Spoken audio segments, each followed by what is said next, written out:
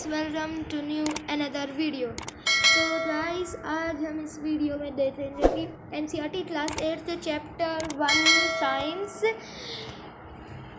के पार्ट 3 में है। हमने यह प्लगिंग तक पढ़ा था, तो यहीं से शुरू करते हैं। The plough field may have big piece of soil is called crumb.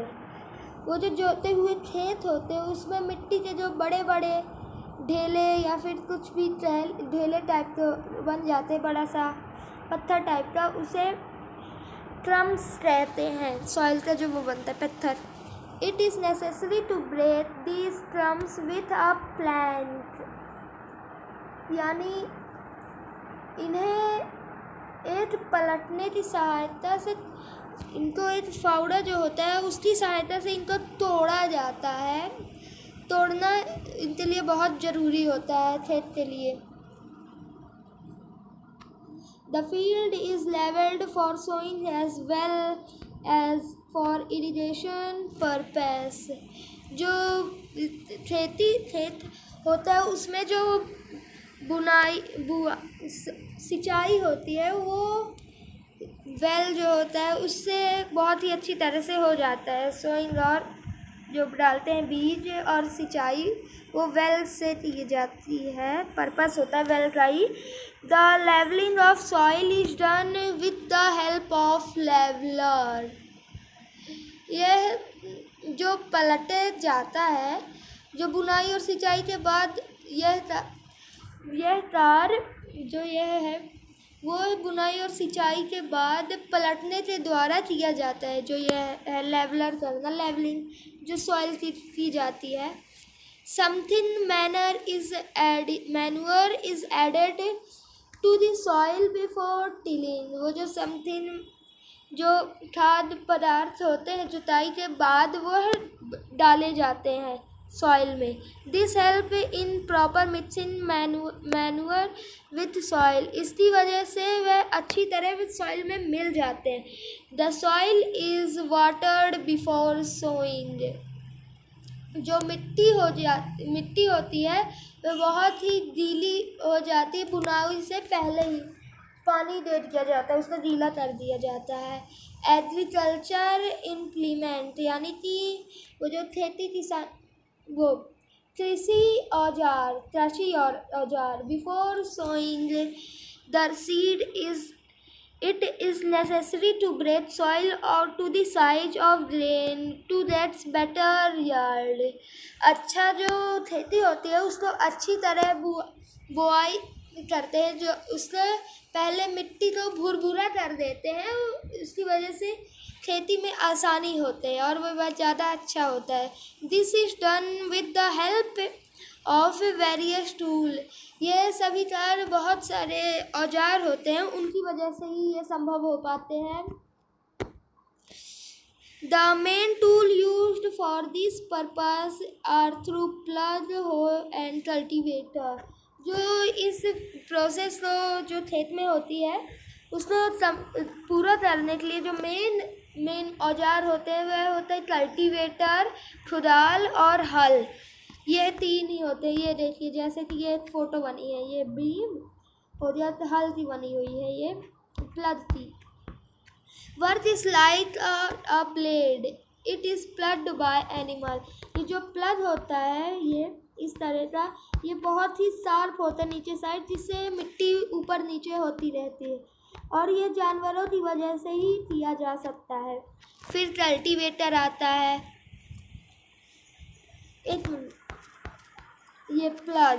This is been used since ancient times for tilling the soil, adding fertiliser to the crop, removing the weeds, scraping off soil etcetera.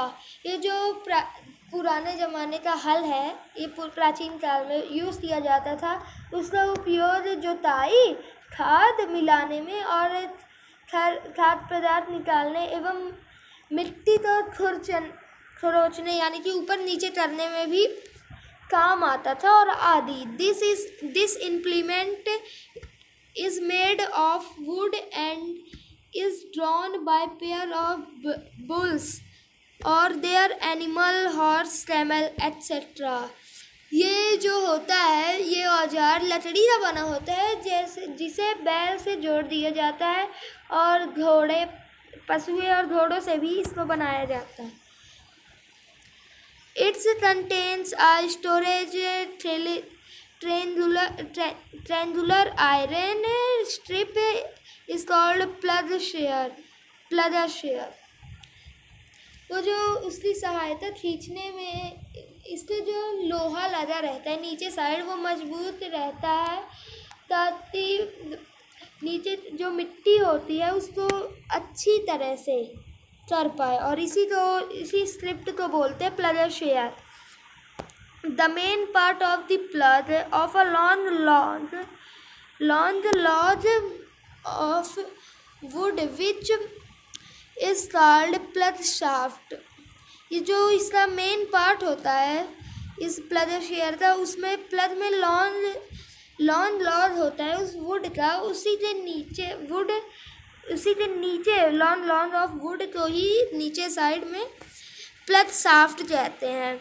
There is a handle at one end of the shaft. इसको जो control करने का यानी कि संभालने का उसका दूसरा जो एंड होता है शाफ्ट का वही होता है। The other ends is attached to the beam which is placed on bull neck. वो जो बाकी के अटैचमेंट रहते हैं वो बीम से रहते हैं, जो बुल की जो गर्दन के ऊपर साइड एक कुबा टाइप का उठा रहता है वहाँ पास लगा दिया जाता है वो। हाँ, 1 pairs of bull and a man can easily operate the plug। इसी वजह से इसी 2 बुल के पेयर को ही मैन इजली ऑपरेट यानी कि कंट्रोल कर पाता है और अच्छी तरह टिलिंग हो जाती है, जुताई हो जाती है। The Igendius wooden plug is increasingly being replaced by iron plug। यानी कि जो खदाल आजकल जो लोहे के हल तेजी से दिशा लकड़ी के नहीं आ रहे हैं, क्योंकि उसकी वजह से नोवडीज कुछ भी आया जाता रहता है, जैसे कि आयरन का प्लग नोडास आया उसके बाद हो यानी कि खुदाल। It is a simple tool which is used for removing weeds and lossing the soil। यह एक तरह का आसान सा औजार है जिसका इस्तेमाल रिमूविंग वेट्स में किया जाता है, और पोल जो होते हैं मिट्टी में वेट्स और लॉसिंग ऑफ सॉइल जहाँ पे बराबर हो जाता है वहाँ पे ठीक करने में किया जाता है इस तरह का। It has a long rod of would or iron as strong board and bent plate of iron is fixed to one of its end। Work like a blade, it's played by animal। जो खुदाल होता है इसमें लकड़ी की एक लंबे से छड़ होती है लोहे टाइप की, उसी से सिर पर लोहा लगा रहता है, चौड़ा और मोटा पतला लोहा लगा रहता है उसी से, और पीछे साइड एक बड़ी सी लकड़ी टाइप का वो लोहा का टुकड़ा लगा होता है, उसी को बोल्ड करती तरह कार्य करता है। ब्लेड यानी कि किसी भी एकदम शार्प चीज़ की तरह जो मिट्टी को आसानी से हटा सके उसकी तरह काम करता है, और उसको दूसरे पशु खींचते हैं। ये हल के बाद आया था, ये याद रखिएगा। अब आता है हमारा मेन कल्टीवेटर। आजकल nowadays plugging is done by tractor driven cultivator, जो आजकल के इस समय में जुताई के लिए ट्रैक्टर में लगा हुआ एक अटैचमेंट टूल कल्टीवेटर आ गया है, जिससे हम लोग आसानी से जुताई कर सकते हैं। The use of cultivator saves labours and time. यानी कि जो ये कल्टीवेटर का उपयोग होता है वह समय और आदमियों के टाइम को, लेबर का जो टाइम होता है उसको भी बताता है। 1.4 में अब आ चुके हैं हम। इस पिक्चर में देख लीजिए एकदम अच्छी तरह से, ये जो पीछे वाला है ये कल्टीवेटर है, ये ट्रैक्टर से अटैच रहेगा, इससे टाइम भी कम होगा। नेक्स्ट टॉपिक में हम पढ़ते हैं, तो ये है हमारा topic sowing 1.4। Sowing is the most important part of crop production. ये जो बुनाई, फसल बुआई यानी कि जिससे हम बीज बोते हैं, वह सबसे ज़्यादा इम्पॉर्टेंट होता है क्रॉप प्रोडक्शन में। हाँ, before sowing good quality seed are selected. जब सोइंग से पहले हम बुनाई से पहले जब हम सीड लेते हैं तो हम अच्छी क्वालिटी का ही सीड सेलेक्ट करते हैं। Good quality seed are clean and healthy seed of good variety. जो गुड क्वालिटी का सीड होता है वो साफ़ सुथरा और अच्छा हेल्थी रहता है, जो अच्छी वैरायटी का रहता है। Farmers prefer to use seed which give high yield. ये जो किसान रहते हैं वह गुड क्वालिटी का सीड इसलिए भी खरीदते हैं ताकि उनकी ज़्यादा वो हो, खेती हो, इसी की वजह से प्राथमिकता हो, इसी वजह से वो ज़्यादा खरीदते हैं। फिर यहाँ पे पहेली पूछती है, वन डे आई से my mother put some gram seed in a vessels of pour some water on them. After a few minutes some seed started to floating on the top. I wonder why some seed float in the water. एक दिन, जो पहेली बोल रही है, एक दिन मैंने अपनी माँ को देखा कि वह चना का कुछ बीज दो बर्तन में रखे हुए कुछ साफ पानी में डाल देती है।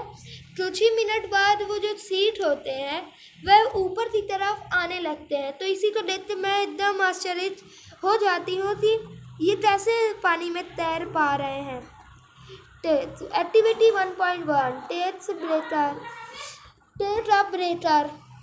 Take a breather and fill half of the water with water. Put a handful wheat seed and stir well. Wait some times.